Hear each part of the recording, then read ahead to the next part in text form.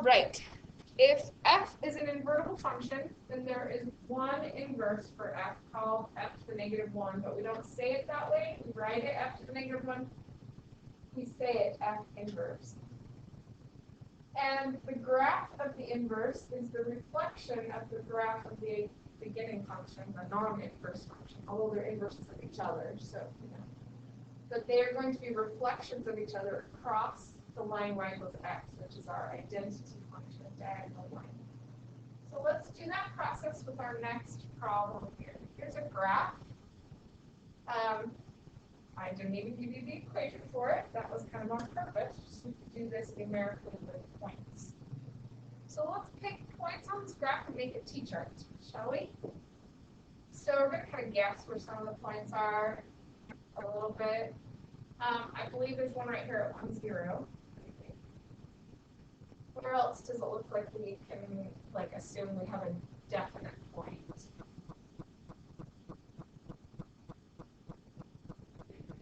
Yeah, I was thinking that too. It looks like there's probably one at 4 too. I believe that this is probably a logarithmic graph, but we haven't talked about logarithms yet, so we're not going to actually write an equation for it yet. We'll just throw that out there. So this point is at 2, 1. And if this really is a logarithm graph, then I happen to know that that point right there would be at 1/2 comma negative 1. So there we kind of mapped out the points, right? So this is our function f. We have, I don't know if I'll do this right. We have x and we have f of x. So our x values are 4, 2, 2, 1, and 1, 0. And 1/2 negative 1. So now let's do our inverse function, x and negative 1 of x, so f inverse of x. So what did we just get done saying about the inverse? What happens to our domain and range?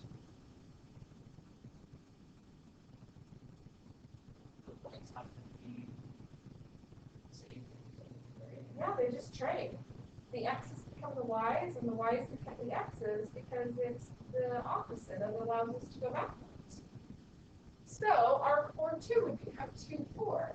And our 1, 2, 1 would be 1, 2. And our 1, 0 would be 0, 1. And our 1, negative 1/2 would be and our 1/2 negative 1 would be negative 1, 1/2. Let's graph those points.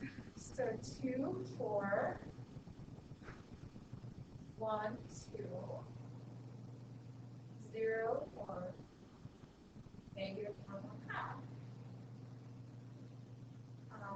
Let's connect that.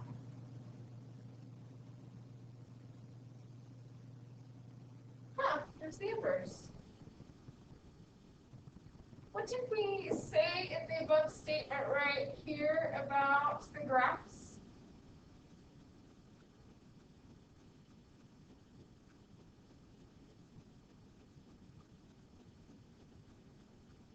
The graphs are going to be reflections of each other over the line of x. Did that work?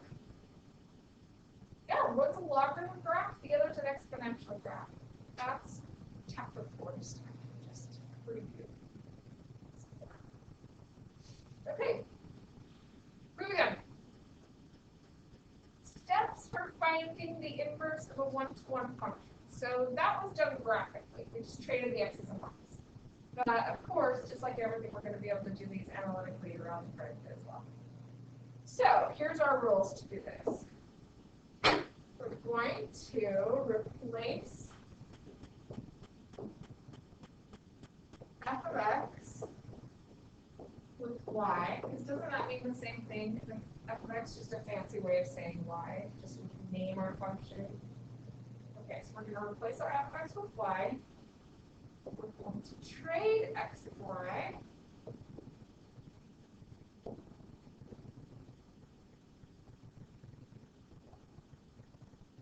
So we're literally going to take the letter that is x and write y instead, and the letter that is y and write an x instead. Don't worry, we'll do some. And then we're going to solve for y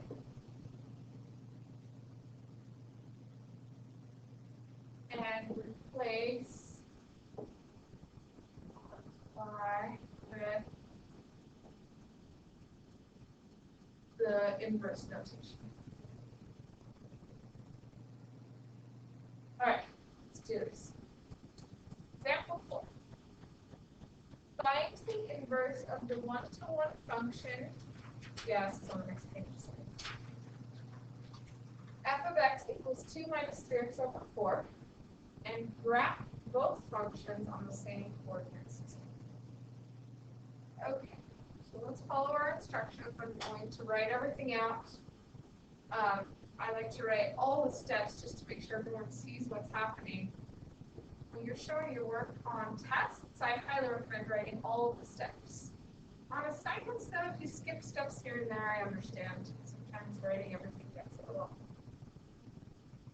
busy. Okay, what does step 1 say? Yeah, so we're going to rewrite it with a y instead.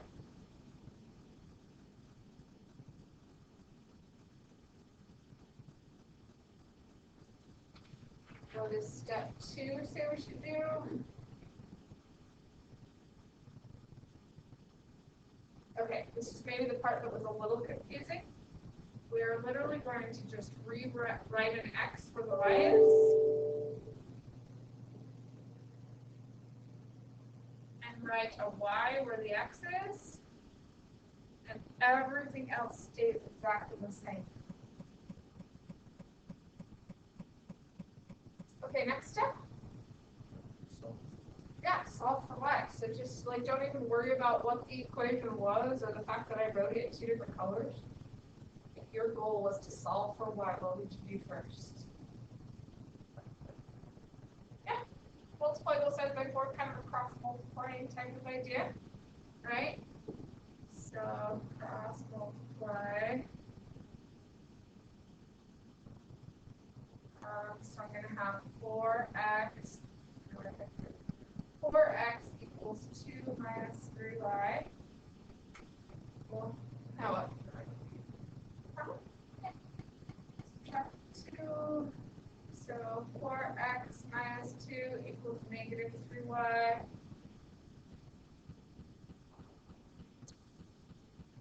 Yep, divide everything by negative 3. So that's going to produce that. So we would end up with our inverse, 4x minus 2 over negative 3. Now, I must warn you that usually an answer key wouldn't leave the answer alone. An answer key would be like, why do we have so many negatives when we do something like this instead? So, let me make to see if we can understand what I'm going to do. I can get rid of this negative in the denominator by dividing it into the numbers on the top, which would turn this 4 negative, the 2 positive, and put our 3 as a positive. I don't know if you want to do that or not, but it's usually something that book answer keys will do. So I just need you to understand that if you've got one answer and the answer key says something else, it doesn't mean you're wrong. It's probably just been simplified differently. And in fact, this could even be written as 2 plus 4x over 3. But honestly, I don't like any of these ways of writing this problem because none of them are very easy to graph the way that they're written.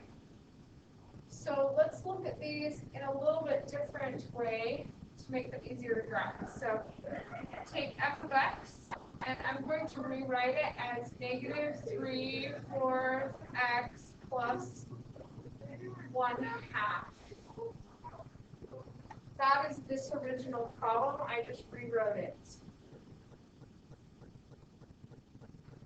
So what I did is I split up the fraction into 2 fractions. So they both have a denominator of 4. So I've got 2/4 and I have negative 3/4. And then I put the negative 3/4 first, and I reduced the 2/4 to 1/2. That means I now have this in the form mx plus b, which hopefully you remember how to graph. How to graph mx plus b? Uh-huh.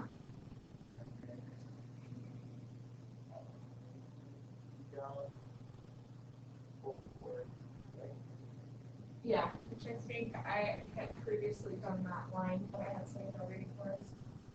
So down 1, 2, 3, 1, 2, 3, 4. I think that works, right? 3, 4. So that's what the graph of that equation will look like.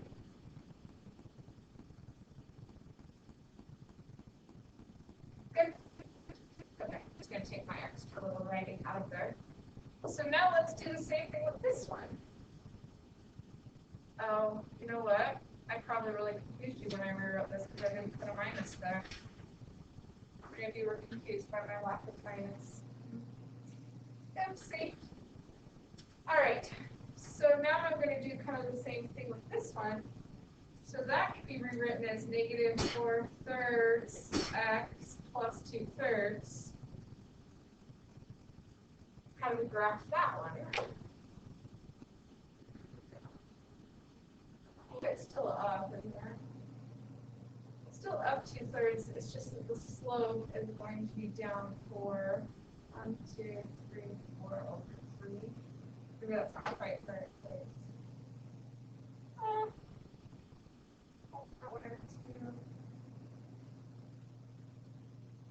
I don't know, something like that. It looks right now like those are intersecting right there, and it shouldn't, so I don't think my accuracy is right on. Anyway, these are a little tricky to see that that line of reflection actually works. Can you see that if you reflect the blue line over the green line, that you get the red line? That's what we're aiming for here. Does it work graphically? The whole reason we're kind of graphing it is to check our algebra and make sure that it makes sense. We're doing it algebraically, but graphically, does it follow the same thing that we did before? Yeah, it's a little harder to see, but basically, if you're just folding right over that green line at y equals x, this blue part is going to line up with the red one, and this red one will line up with that blue one. So hopefully that kind of shows that those are inverse of each other. Okay. Let me stop the video there. Oh my gosh, I feel this